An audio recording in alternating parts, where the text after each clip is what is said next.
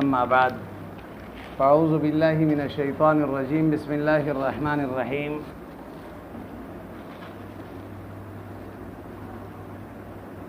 فتلقى آدم من ربه کلمات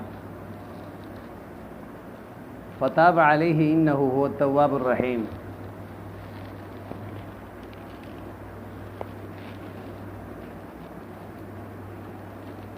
اللہ تبارک و تعالی انسان کی شرافت کو ذکر فرما رہے تھے کہ اللہ نے انسان کو علم پر فضیلت دی اور پھر حضرت آدم علیہ السلام کو مسجود الملائکہ بنایا، معلم الملائکہ بنایا۔ باپ اور دادا کے ساتھ کیے ہوئے احسان اس کو ہمیشہ یاد رکھا جاتا ہے۔ تو اللہ رب ذوالجلال بھی یہی فرماتے ہیں کہ تمہیں یہ شرافت اور عزت دی ہے، تو لہٰذا اس کا تقاضا یہ ہے کہ تم اللہ کے بتائے ہوئے اصول کے مطابق زندگی گزاریں۔ آدم علیہ السلام میں کو اللہ تبارک و تعالیٰ نے پیدا کرنے کے بعد جنت میں رکھا اور جنت کے نعمتوں سے استفادہ وہ کر رہے تھے، اور پھر اللہ نے فرمایا کہ ایک مخصوص درخت کے قریب نہ جا، اس کو نہ کھائیں، باقی جنت کے ساری نعمتوں کو سے آپ استفادہ کر سکتے ہیں۔ لیکن انسان ہے، الانسان حریص فیما منع، کسی چیز سے کسی کو منع کرو گے تو وہ ضرور وہ کرے گا کہ بھئی کیوں منع کیا، اسی کے پیچھے پڑ جائے گا۔ بات سمجھ میں آئی نا؟ اس میں کوئی حکمت ہے۔ تو بہرحال چونکہ آدم علیہ السلام کا وہ درخت کھانا یہ اس کے ایک اجتہادی غلطی تھی جو گناہ کے زمرے میں نہیں آتا، یا بھول تھی وہ بھی گناہ کے زمرے میں نہیں ہے۔ اس لیے انبیاء علیہ السلام معصوم ہوتے ہیں ہر طرح کے گناہوں سے۔ تو پھر اللہ تبارک و تعالیٰ نے فرمایا اہبطوا، پھر زمین کی طرف اتر جاؤ۔ اہبطوا الی الارض انتم بما اشتملتم علیہ من ذریتکما، جمع کا صیغہ لایا کیونکہ جبکہ آدم علیہ السلام حضرت حوا تھی، کوئی اور تو طے نہیں ان کے ساتھ، تو اس میں وہ اولاد بھی مراد ہیں جو ذرات کی شکل میں ان کے نطفوں میں موجود تھے۔ سمجھ آئی بات؟ بعضکم لبعض عدو، بعض تم میں سے بعض کا دشمن بنیں گے، بعض کے کیا بنیں گے؟ دشمن بنیں گے۔ یہ اس سے یا تو جیسے مفسر کہہ رہا ہے کہ بعض ذریت مراد ہیں، کیا مراد ہے؟ یعنی آپ کے اولاد میں سے ایک دوسرے کے دشمن بھی بن جائیں گے، کوئی ظالم بنے گا، کوئی مظلوم بنے گا، کوئی قاتل بنے گا، کوئی مقتول بنے گا۔ حابیل کو قابیل نے قتل کر دی، دشمنی کا آغاز تو وہیں سے ہوا۔ سمجھ نہیں آئی بات؟ یا بعض فرماتے ہیں کہ بعضکم لبعض عدو، اس سے مراد خود نفس انسانی مراد ہے۔ انسان کے لیے جو ہے خود اس کا بعض حصہ دشمن بن جائے گا۔ انسان کے اعضاء انسان کے دشمن بن جائیں گے۔ آنکھ کے خواہش پورا کرنے کے لیے وہ گناہ کرے گا، ہاتھ کے خواہش پورا کرنے کے لیے، دل کے خواہش پورا کرنے کے لیے وہ گناہ کرے گا۔ سمجھ نہیں آئی بات؟ یہی آپ کے دشمن بنیں گے اور کل یہی اعضاء آپ کے خلاف گواہی دیں گے۔ اللہ زبان کو بند کریں گے اور اس وقت پھر یہی اعضاء بول پڑیں گے۔ بات سمجھ میں آئی نا؟ یہی اعضاء بول پڑیں گے۔ بات سمجھ میں آئی نا؟ حدیث میں آتا ہے، نبی اکرم صلی اللہ علیہ وسلم فرماتے ہیں ان العبد اذا اصبح، جب صبح ہوتی ہے نا تو انسان کو اس کے اعضاء تقول جوارحہ للسانی، سارے اعضاء زبان کو مخاطب کر کے کہتے ہیں اتق اللہ فینا، آپ اللہ سے ڈریں ہمارے متعلق۔ وَإِنَّكَ إِذَا اسْتَقَمْتَ اسْتَقَمْنَا، اگر آپ سیدھا ہو گئے تو ہم بھی سیدھے ہو جائیں گے، اگر آپ ٹیڑھے ہو جائیں گے تو ہم بھی ٹیڑھے چلیں گے سارے۔ اس لیے بات سمجھ میں آئی نا؟ یہ فرمایا بعضکم لبعض عدو، بعض کے کیا بنیں گے؟ دشمن بنیں گے۔ سمجھ میں بات آئی؟ اے من ظلم بعضهم بعضا ولکن ولکم فی الارض مستقر، تمہارے لیے زمین میں جائے قرار ہیں، ومتاع فائدہ الہ حین، ایک وقت تک، ومتاع اے ما تمتعون به من نباتها، زمین کے پیداوار سے استفادہ کرو گے۔ الہ حین سے مراد وقت انقضاء اجالکم، جب تک تمہاری زندگی ہے، جب تک تمہارا وقت پورا نہیں ہوتا اس دنیا میں، تم فائدہ اٹھاتے رہو گے اس دنیا میں۔ بات سمجھ میں آئی نا؟ ایک بات تو یہ سمجھ لیں کہ امام قرطبی رحمہ اللہ فرماتے ہیں لم یکن اخراج آدم، اخراج اللہ تعالی آدم من الجنت و احباطہ منہا عقوبۃ لہ، کوئی یہ نہ سمجھیں کہ آدم علیہ السلام کو جنت سے نکال کر زمین پہ بھیجا سزا کے طور پر، نہیں، لأنہ احبطہ بعد ان تابا، اس لیے اللہ نے توبہ جنت میں ہی قبول فرما دیے تھے۔ کیا کر دیے تھے؟ جب توبہ قبول ہو گیا تو جرم باقی، اول تو جرم ہے نہیں کیونکہ بھول ہے، اجتہادی غلطی ہے، اگر ہو بھی لغزش تو اللہ نے کیا کر دی؟ معاف فرما دی نا۔ تو اس لیے اس زمین میں آنا گناہ کی بنیاد پر وہ عقوبتاً اور سزا کے طور پر نہیں ہے۔ پھر فرماتے ہیں کہ کیوں پھر زمین میں بھیجا؟ وَإِنَّمَا أَهْبَتَهُ إِمَّا تَعْدِيبًا وَإِمَّا تَغْلِيظًا لِلْمَحْنَى، بات سمجھ میں آئی نا؟ تادیباً، ادب کے خاطر،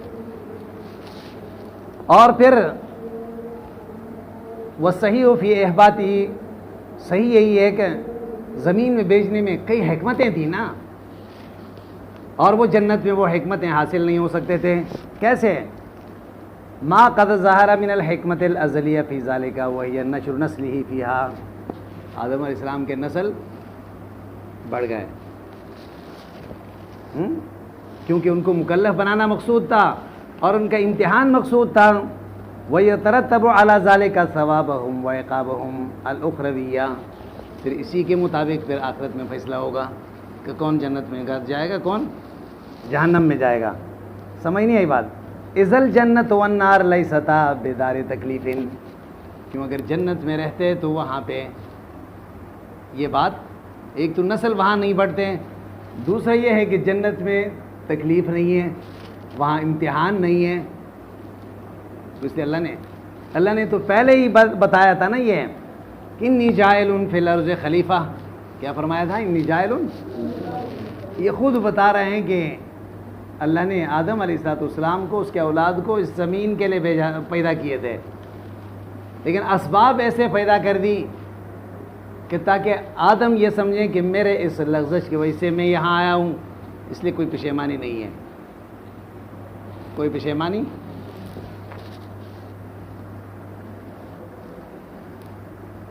اب یہ نجائل فی الارض خلیفہ، امام قرطبی فرماتے ہیں واضی منقبۃ عظیمۃ و فضیلۃ کریمۃ شریفہ، انسان کو اللہ اپنا خلیفہ بنا کے اس دنیا میں بھیجنا تھا نا انسان کو، یہ بڑی شرافت تھی انسان کے لیے، اور وہ شرافت اور وہ عزت جنت میں رہ کر حاصل نہیں ہو سکتا تھا، وہ امتحان وہاں نہیں ہو سکتا تھا۔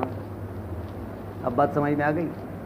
ہاں بھائی، اچھا، وَلَكُمْ فِي الْأَرْضِ مستقر، تمہارے لیے فرما رہے ہیں کہ زمین میں کیا ہے؟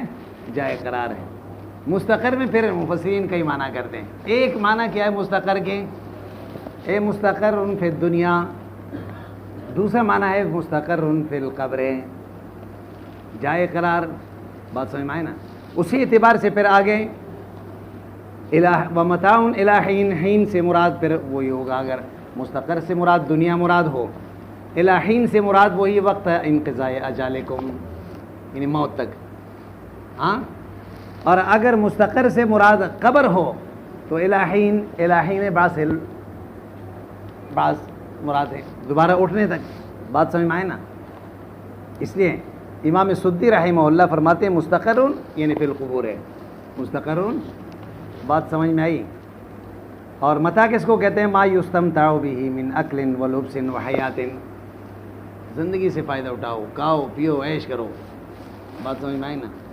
یہ دنیا میں اللہ نے انسان کے لیے سب کچھ بنایا ہے. بات سمجھ میں آئی نا؟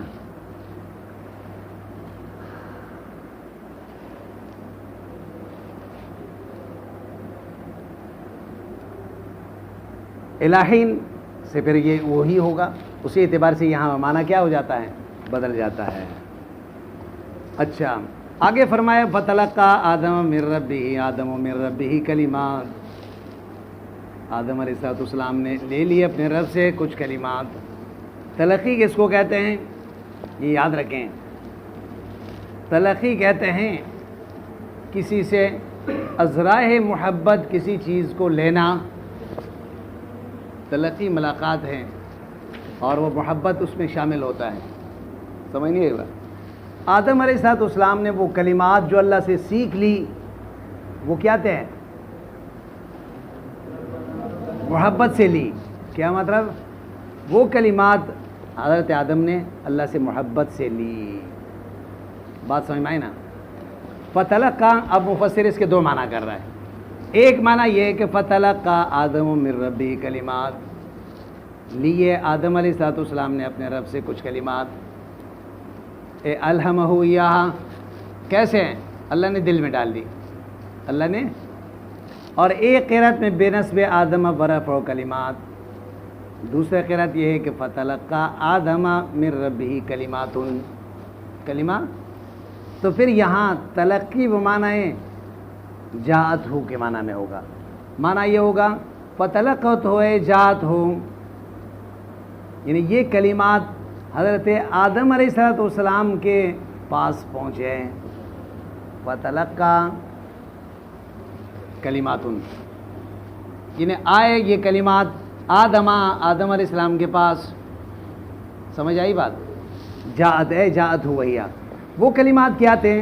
ربنا ظلمنا انفسنا وان لم تغفر لنا وترحمنا لنکونن من الخاسرین. اور یہ وہ کلمات تھے جو اللہ تبارک و تعالیٰ نے حضرت آدم کو سکھایا اور اس سے اس کے لغزش معاف ہو گئی. فدعا بہا فتاب علیہ، ان کو ذریعے سے اس نے توبہ کی اور اللہ نے قبول فرما دی. انہ هو التواب الرحیم، اللہ تبارک و تعالیٰ توبہ قبول کرنے والا ذات مہرباں ہے. دیکھیں توبہ کس کو کہتے ہیں؟ توبہ کہتے ہیں توبہ یتوب توبتن، رجوع کرنے کو. توبہ کرنے والا آدمی بھی گناہوں سے اطاعت کی طرف رجوع کرتا ہے، نافرمانی سے اطاعت کی طرف آتا ہے، تو اس وجہ سے اس کو توبہ کہتے ہیں. سمجھنی؟ استغفار کا معنی ہے طلب مغفرت، یعنی اپنے گناہوں پر پردہ ڈالنے کا مطالبہ اللہ سے کر رہا ہے. یا اللہ میرے گناہوں پر پردہ ڈالنے. غفر کہتے ہیں چھپانے کو. سمجھ آئی بات؟ استغفار یعنی میرے گناہ پر یا اللہ پردہ ڈال دیں. ایک بات سمجھ میں آئی؟ ایک بات یہ سمجھ لیں کہ فتح ڈالے. توبہ کے لیے 3 شرطیں ہیں. کتنی شرطیں ہیں؟ پہلا شرط توبہ کا یہ ہے کہ آدمی گناہوں سے الگ ہو جائیں. جس گناہ سے توبہ کر رہا ہے الگ ہو جائیں. گناہ بھی کر رہا ہے استغفر اللہ بھی کر رہا ہے، وہ توبہ نہیں ہے. سمجھ نہیں آئی بات؟ دوسرا یہ ہے کہ آئندہ نہ کرنے کا عزم ہو. اگر بعد میں ہو جائیں تو پہلے والے توبہ نہیں ٹوٹے گا، لیکن توبہ کے وقت آپ کو یہ یقین ہو، عزم ہو کہ میں آئندہ، ورنہ توبہ نہیں ہوگا.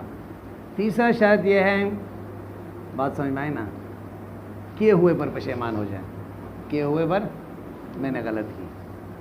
اور اگر بندے کا حق وابستہ ہے تو پھر یا تو بندے سے معافی مانگے یا حق ادا کر دیں. یہ چوتھے شرط بھی ہے. اگر عالم ہے وہ آدمی مقتدا ہے تو قرآن نے ایک شرط اور لگایا، وہ بینو. کیا شرط لگایا؟ تو پھر ایک عالم نے غلط مسئلہ بتایا لوگوں کو تو لوگ اس عالم کے قول پر اقتدا کرتے ہیں.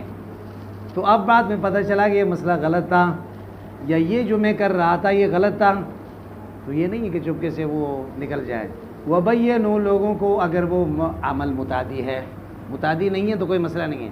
اگر متعدی ہے اس عالم کے قول پر لوگ عمل کرتے ہیں تو وَبَيَّنُوا، لوگوں کو بتائیں کہ بھئی یہ غلط تھا، میں غلطی پر تھا. تاکہ لوگوں کا اصلاح ہو جائیں۔ سمجھ بات آئی یا نہیں آئی؟ ہاں بھائی، تو اس لیے توبہ، شیطان پہلے انسان کو گناہ پہ لگاتا ہے، اور گناہ پہ جب لگ جاتا ہے اس کے بعد پھر توبہ سے روکتا ہے کہ ابھی تو جوانی ہے، ابھی تو ٹائم ہے، توبہ کرو گے تو ٹوٹ جائے گا، پھر ہمیشہ کے لیے توبہ کے دروازے بند ہو جائیں گے۔ حدیث میں آتا ہے توبہ کے دروازہ کبھی بند نہیں ہوتا، صرف دو حالتوں میں۔ ایک یہ ہے کہ روح نکلنا شروع ہو جائیں، مرض وفات میں بھی توبہ کرنے والے کو اللہ توبہ قبول فرماتے ہیں۔ اس لیے اچانک موت سے حضور نے پناہ مانگی، کیونکہ توبہ استغفار کے نوبت نہیں آتی۔ سمجھ نہیں آئی بات؟ دوسری چیز یہ ہے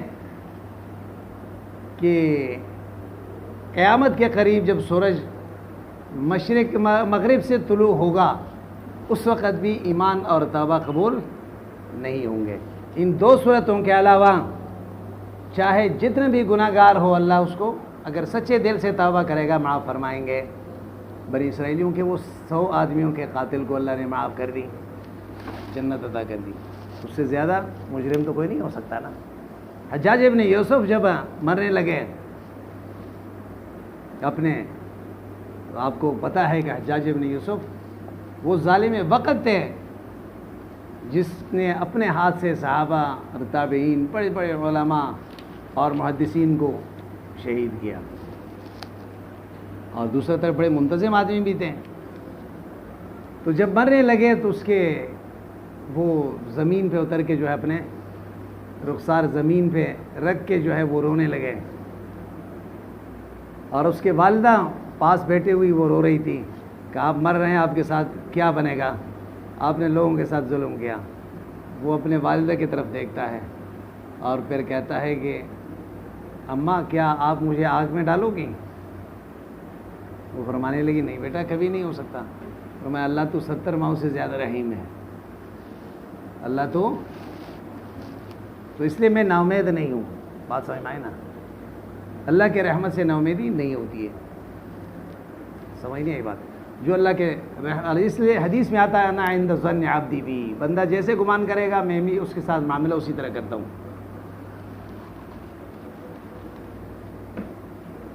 سمجھ میں بات آئی؟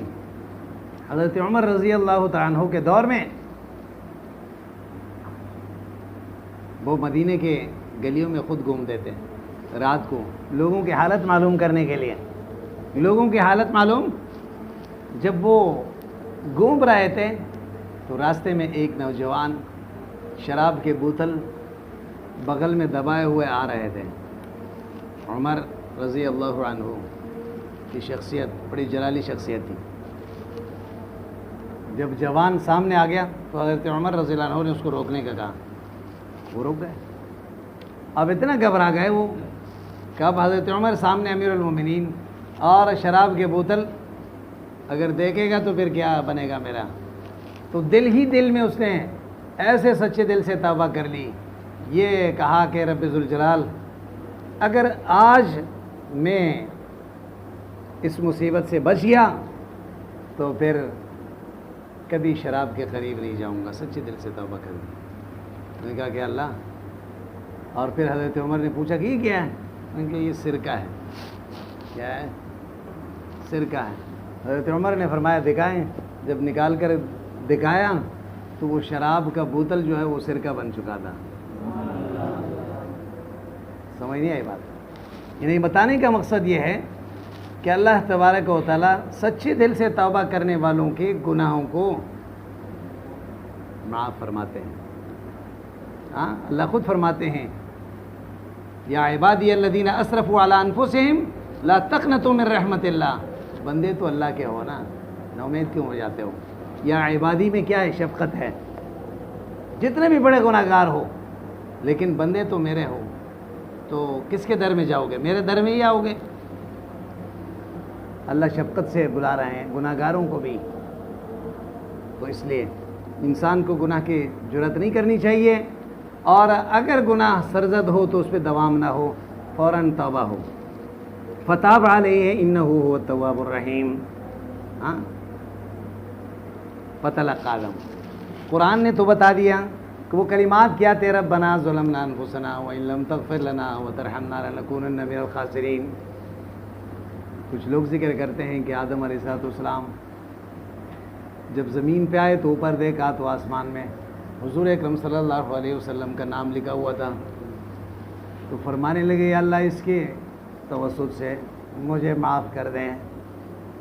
تو کیونکہ یہ میرے مخلوق، میرے اولاد میں سے کوئی ایسا ہوگا بات سمجھ میں جو نیک، تو اللہ نے معاف کر دیا. لیکن یہ قرآن کے اسلوب کے خلاف ہے، اس لیے قرآن نے صراحتاً بتا دیے فتلقى آدم من ربه کلمات، اور وہ کلمات کی تفسیر ربنا ظلمنا انفسنا وان لم تغفر لنا. القرآن یفسر بعضه بعضا. سمجھ میں بات آئی؟ آگے فرمایا قلنا اهبطوا منها، اتر جاؤ اس سے. اچھا جمیعاً سب کر رہو لیعطف علیہ، دوبارہ ذکر کیا، اوپر ذکر ہوا تھا تاکہ اس پر عطف ہو سکیں. فاما اس میں ادغام ہے، نون ان شرطیہ کا ماء زائدہ کے ساتھ، ان مات اصل میں یہ فاما یاتینکم منی ہدی، میرے طرف سے اگر ہدایت تمہارے لیے آئیں، یعنی ہدایت سے مراد کتاب اور رسول. ہاں رسول بھی ہادی ہوتا ہے، کتاب بھی ہدن للناس.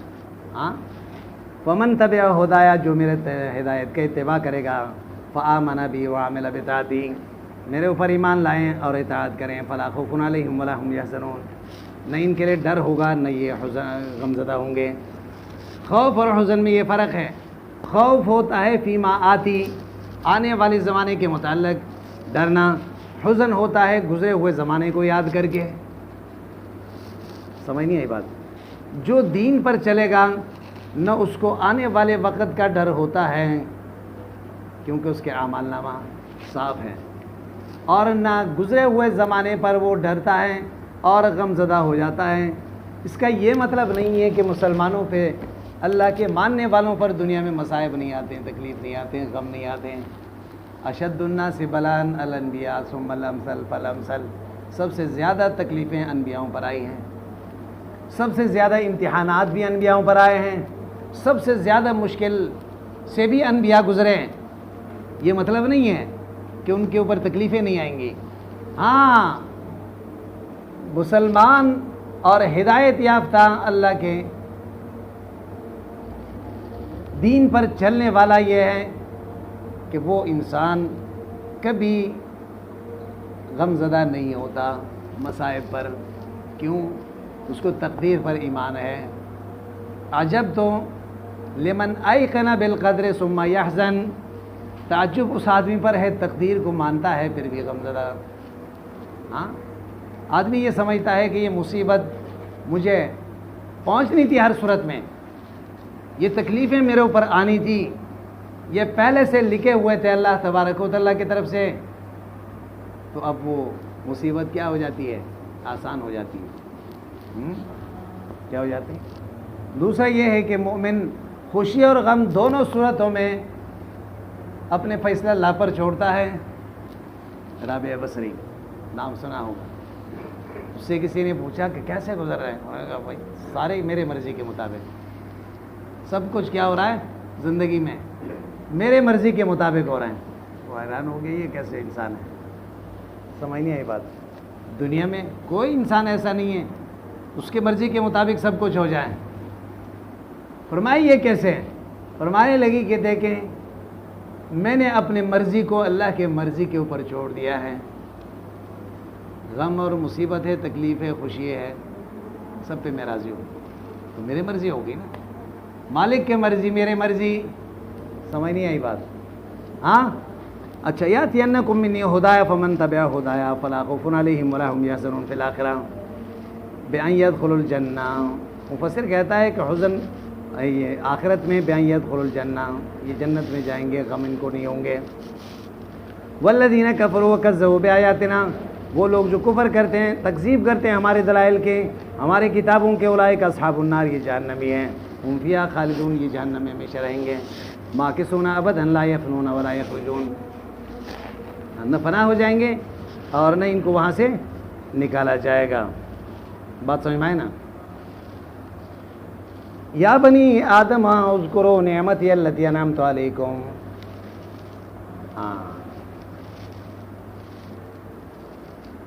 وَأَوْفُوا بِعَهْدِي أُوفِ بِعَهْدِكُمْ وَإِيَّايَ فَارْهَبُونَ. قرآن کریم نے اس سے پہلے 3 فرقوں کا ذکر فرمایا.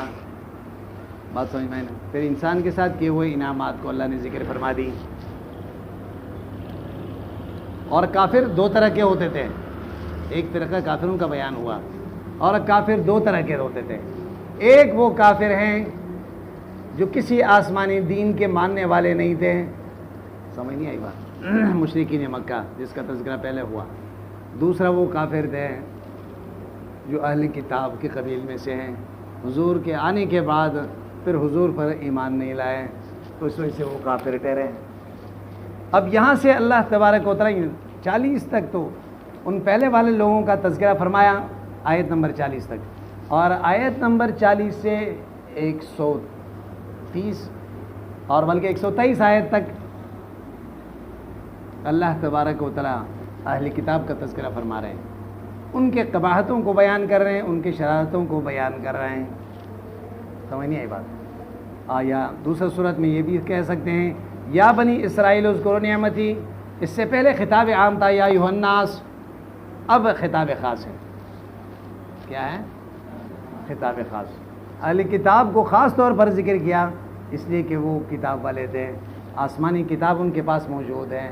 اس میں حضور کے حقانیت موجود ہے, حضور کی نشانیاں اس میں موجود ہیں. پھر بھی نہیں مانے.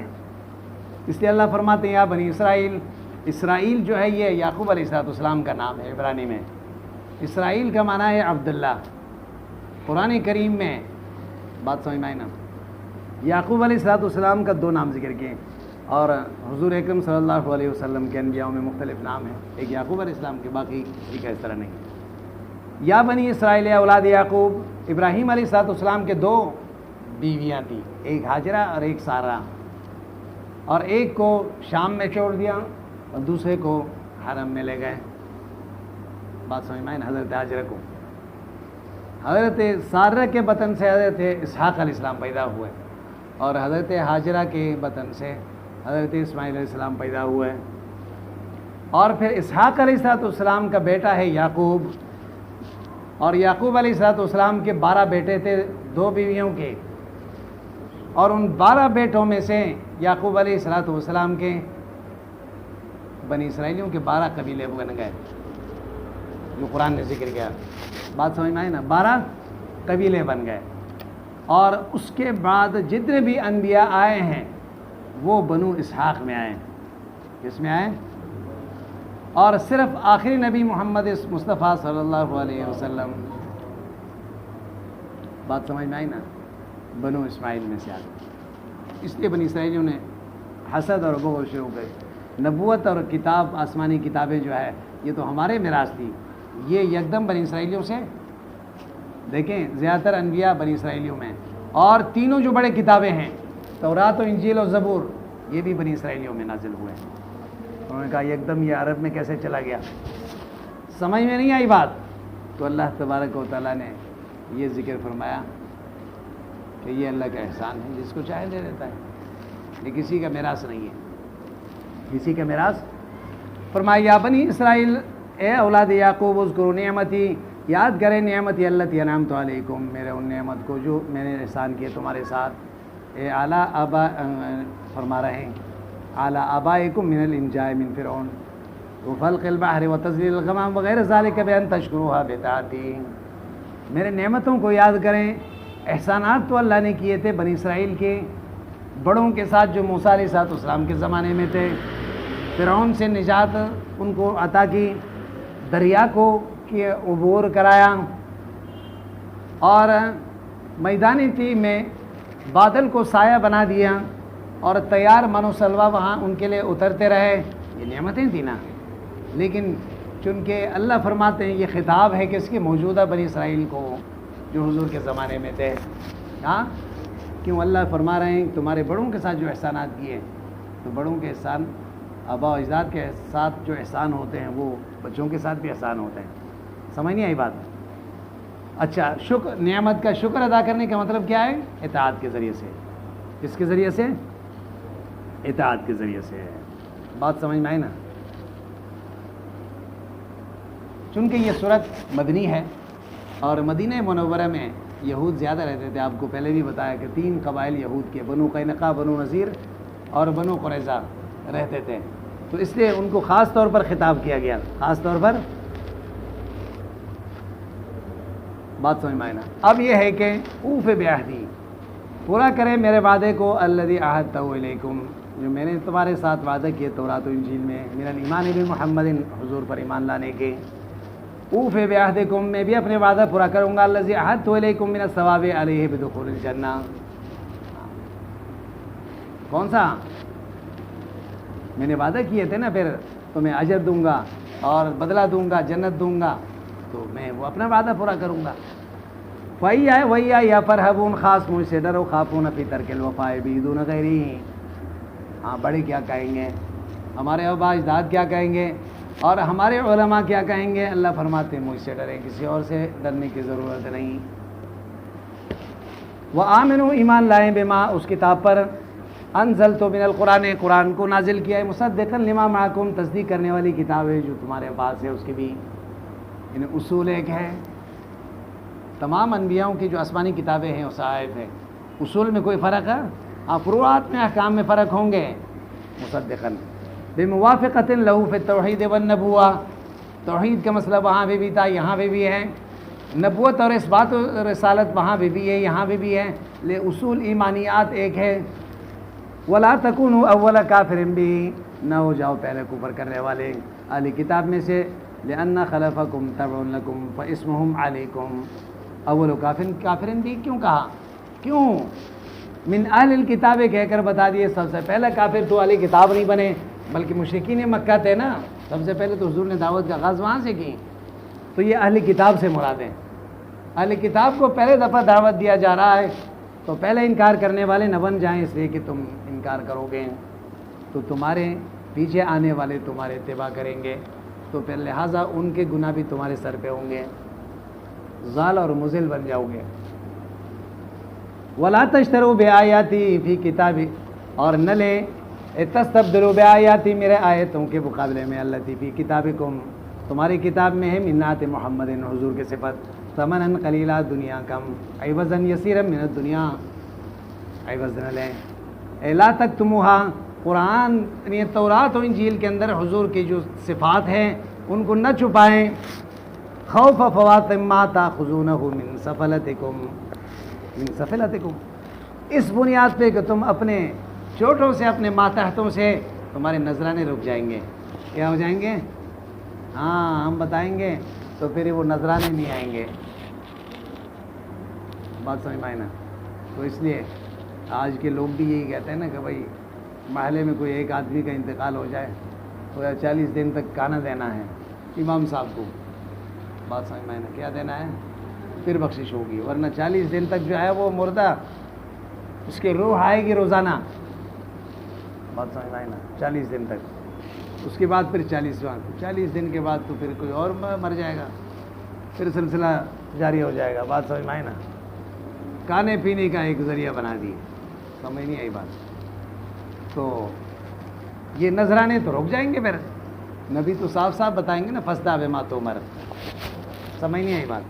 تو اس لیے کہتے ہیں کہ ہم حق بیان کریں گے تو نذرانے بند ہو جائیں گے، شکرانے بند ہو جائیں گے. سمجھ نہیں آئی بات؟ تو اللہ نے فرمایا ولا تشتروا بآیاتی، حق بیان کریں، چھپائے مت. وہی آیا فتقون، خاص مجھ سے ڈریں. خافون فی ذالک دون غیری، کسی اور سے کیوں ڈرتے ہو؟ دیکھیں یہاں پہ ایک بات تو یہ سمجھ لیں کہ قرآن کریم یہ فرمایا کہ ولا تشتروا بآیاتی ثمنا قلیلا، اگرچہ اہل کتاب کو خطاب ہے، لیکن آپ کو پہلے بھی بتایا العبرۃ لعموم اللفظ لا لخصوص المورد. قرآن کا اسلوب یہی ہے، حکم عام ہوتا ہے. حکم کیا ہوتا ہے؟ عام. شان نزول کو نہ دیکھیں، وہ صرف وضاحت کے لیے ہوتی ہیں. سمجھ آئی بات؟ تو لہٰذا اگر کوئی یہ اس امت میں سے بھی اس طرح وہ حق چھپاتا ہے تو اس کے لیے بھی یہی حکم ہے. بات سمجھ میں آئی نا؟ بہرحال یہاں پہ ایک مسئلہ اور ہے، وَلَا تَشْتَرُوا بِآيَاتِي ثَمَنًا قَلِيلًا. کیا ایک آدمی دینی تعلیم دیتا ہے، قرآن کریم کا تعلیم دیتا ہے، دینی علوم کا تعلیم دیتا ہے، یہ نماز پڑھاتا ہے، یا اسی طرح علم سکھاتا ہے، اذان دیتا ہے، تو کیا اس پہ اجرت لینا جائز ہے یا نہیں ہے؟ یہ مسئلہ اختلافی ہے. ائمہ اربعہ میں سے امام مالک اور امام شافعی، امام احمد بن حنبل، ان تینوں کا رائے یہ ہے کہ جائز ہے، اور امام ابو حنیفہ رحمہ اللہ فرماتے ہیں کہ جائز نہیں ہے، کیونکہ یہ عبادت ہے اور اخلاص کے منافی ہے. یہ عبادت ہے اور اس کا اجرت لینا اخلاص کے منافی ہے. بات سمجھ میں آئے نا؟ لہذا وَلَا تَشْتَرُوا بِآيَاتِي ثَمَنًا قَلِيلًا. سمجھ میں نہیں آئی بات؟ ہاں یہ یاد رکھیں. اس کے بعد پھر احناف کے متاخرین ضرورت کے بنیاد پر اس کو جائز قرار دیا. کس وجہ سے؟ کیونکہ دور اول میں اسلامی حکومتیں تھیں، تو اس طرح نماز پڑھانے والوں کے لیے ان کے طرف سے انعامات اور تحائف دیے جاتے تھے، اور قرآن کریم کی خدمت کرنے والوں کے لیے اجرت نہیں. بات سمجھ میں آئی؟ ان کے خیال رکھا جاتا تھا بیت المال سے. لیکن یہ سلسلہ اب نہیں رہا. اگر ہم یہ کہیں کہ نہیں اب تنخواہ نہیں لے سکتا ہے امام صاحب، یا مدرس جو ہے وہ تنخواہ نہیں لے سکتا، تو وہ اپنے طلب معاش کے لیے نکل جائے گا، تو بہت سے اہم امور ایسے ہی رہ جائیں گے. تو اس لیے ہمارے یہاں بھی یہی فتویٰ دیا گیا ہے، والفتویٰ فی هذا الزمان علی جواز الاستئجار لتعلیم القرآن والفقہ وغیرہ. اب یہی ہے. بات سمجھ میں آئے نا؟ اور اسی طرح امامت اور مؤذنی کا بھی یہی مسئلہ ہے. اور بات سمجھ میں آئی نا؟ ہاں ایک بات یہ سمجھ ہدایہ میں ہے، وبعض مشائخنا استحسنوا الاستئجار علی تعلیم القرآن اليوم. بعض لوگ یہ کہتے ہیں کہ اس زمانے میں اب تنخواہ لے سکتے ہیں، لأنه ظہرت توانی فی الامور الدینیہ. ایک تو یہ ایک سستی ہے. اس زمانے میں ہر آدمی نماز پڑھاتا تھا، آج تو ہر آدمی کے اندر استطاعت نہیں ہے نا نماز پڑھانے کی. بات سمجھ میں آئی نا؟ اور ففی الامتناع یضیع حفظ القرآن وعلیہ الفتویٰ. اگر آج یہ کہیں تنخواہ نہ لے مدرس امام صاحب، تو پھر کیا کرے گا؟ تو یہ سلسلہ رک جائے گا. سمجھ نہیں آئی بات؟ اور اسی طرح کفایہ میں ہے یفتیٰ بجواز الاجارۃ علی تعلیم الفقہ ہے. بات سمجھ میں آئی نا؟ اور اسی طرح فرما رہے ہیں فی زماننا یجوز للامام والمؤذن والمعلم اخذ الاجرہ. تو اجرت لینا جائز ہے. ہاں البتہ ایک بات یہ سمجھ لیں یہاں پہ،